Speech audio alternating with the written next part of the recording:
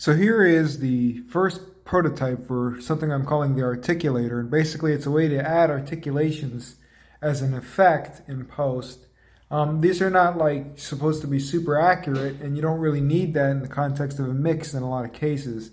Anyways, so the idea is you want to add expression post mix, and there's not really a lot of plugins that do that at the moment. So there's a thing called MXXX, which is a multi-effect from Melda Production, and I've assembled a chain or a channel strip of things for the articulation concept to be able to do that, to do some basic things. And because these plugins are so deep and so cool and so complex and never ending, this really just barely taps the surface. So anyways, so we're going over basic stuff, and I'll just give an example. Here's the saxophone without any of this stuff. Okay, now here I'm engaging it.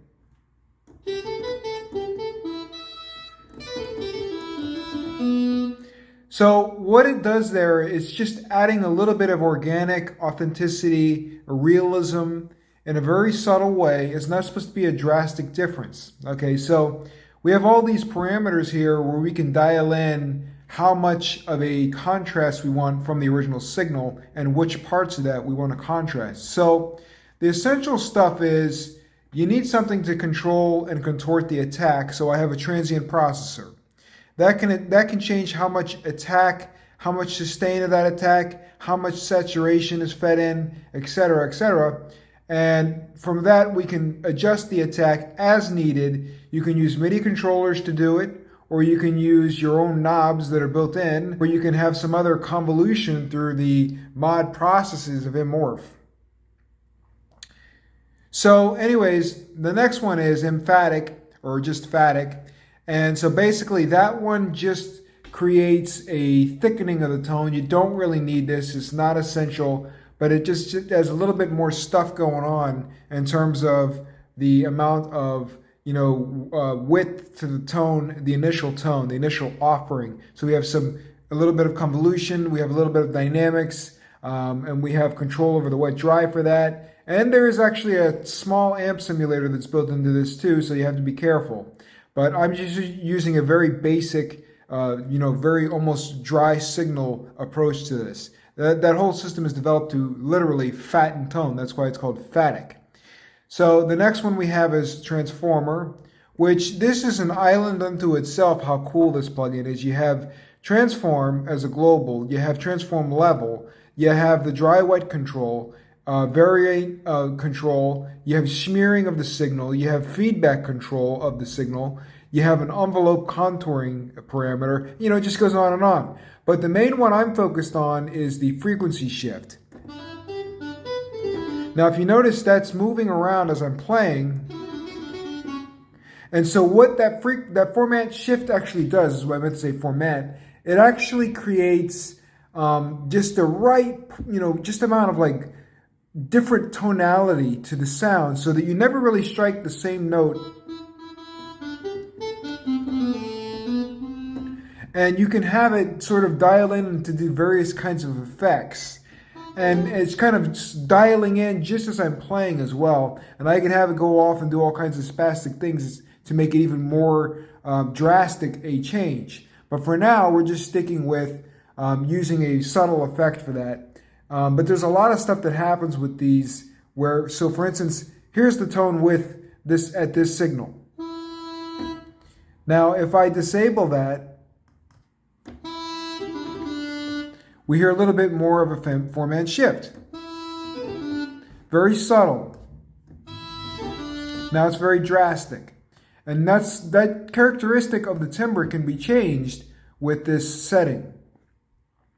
So that's why I have it dialed in to sort of react to my playing. I have a reactionary. You can react to dynamics, you can react to all kinds of things with these modulation systems that Melda has here. So you have normal, follower, envelope, randomization, pitch. And what's funny about these is you always have to remember to enable these modulators, because you'll be doing stuff and you wonder, why isn't anything working? Well, it's because it's probably not enabled. So That's the transformer, which is really adding a critical characteristic to the, let's say, the capability to transform but still keep it organic sounding as a saxophone or an acoustic instrument. In other words, how much you're going to be wet with this signal is going to be the critical factor. All right, so we have a compressor. This is going to beef up basically all that stuff. And then you're going to dial in how much of that stuff you want to be able to, creep into the signal as needed using the compressor. And I have it basically just to add just that next level of modulation and thickness to the tone. And modulation is a very important thing. I don't want to get sidetracked on this, but modulation is one of the big deals in everything involving music production. And there's about probably like 30 or so different concepts of modulation that are critical to understand how modulation works through various components, to glue things together or to take them apart or to just add interest to things. So here we have another complex system. We have the M-Turbo Comp, which is basically way more muscle than you need for this, but I wanted to get a bit of a analog bus process going. So I'm using their little pseudo, bus processor emulator. So I have it dialed back on the dry wet, and we're just adding a little bit of character once again. And so then another cool one is the EQ, which is why I have this second mod engaged. And this is another thing you can contour to control to be reactionary to how you play. So in this way, you don't have to go and redial in the automation, and instead you can just think about how you want it to react as you play. And, I just set this up to give an illustration. It does not have to be like this, but you can see where if I play a note,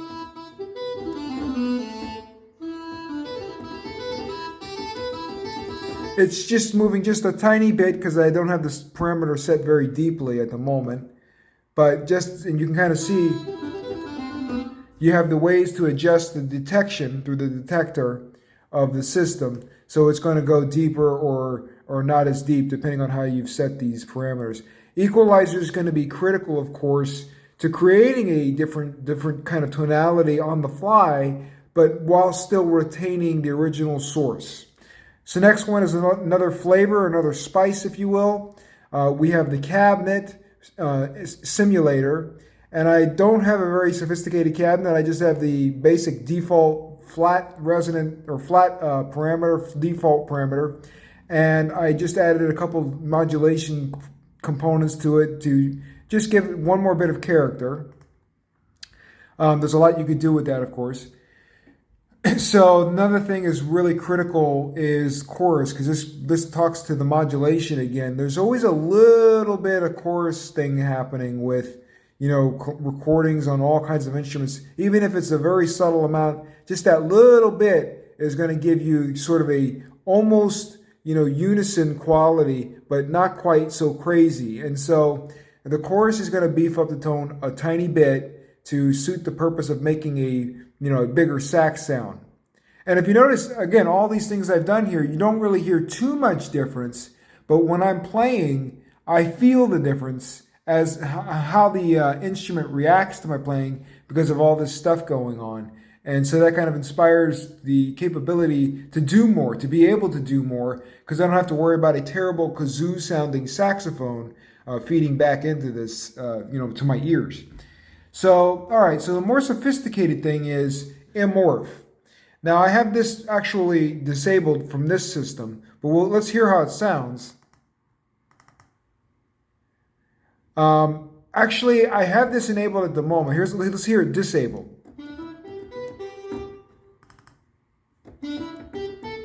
So you hear it add a little bit of brightness, hopefully. And so what's cool about M-Morph, it's probably one of the most important plugins that was released because it adds the capability to sidechain a morphing characteristic, which has a lot of parameters, which is a little bit more sophisticated than your average sidechain of just a basic signal. But anyway, so M-Morph in this context, essentially all I'm doing is I want to be able to adjust the sort of whiteness and the tonality and the harmonics of the Immorph processor. And I'll show you more about that in 1 second. All right, next we have vibrato. I have that disabled because it's very drastic. But again, we're talking about a synth or a system that can re-articulate sounds. So you want to have vibrato, right? So here I'll enable it. Now, it might sound a little cheesy, but in the context of a performance and an arrangement, in the production, you're going to be able to dial in the rate and potentially synchronize it and do all kinds of crazy stuff with the shapes of the envelope to make the effect less artificial and more realistic and more organic and more lively. And of course, you can modulate this rate system on the fly as well as needed. It's got a bunch of built-in stuff here that can really contour a lot of things. And then you can dial in the amount of depth on that. So if you're wondering, how are these people creating such interesting sounds at low volumes in the modern productions? It's using stacks of stuff like this that you could just never believe are going on. So it's really playing a lot of tricks on your ear.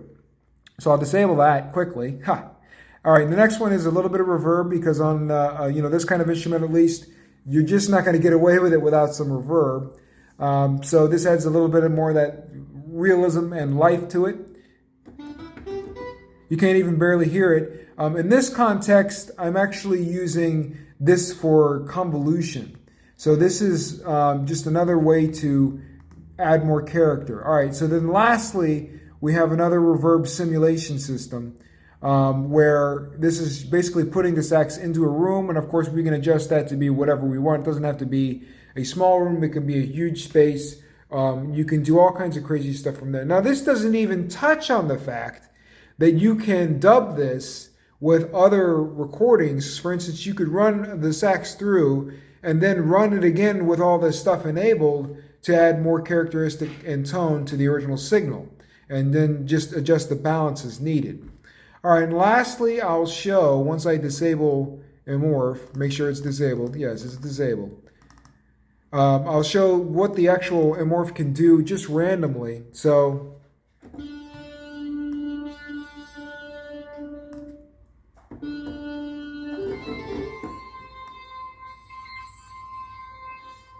and that's what I was getting at with trying to utilize it for shaping the bite, the tone, the characteristic, the vowel formation, if you will, of the performance. So, if I just change the A-B, we have a more subtle, let's say, dry-wet between this tone adjustment and what I've set as the A-B.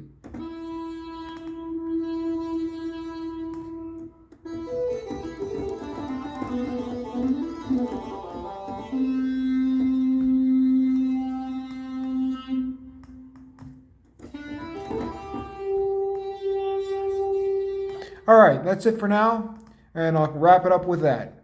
Have a good one.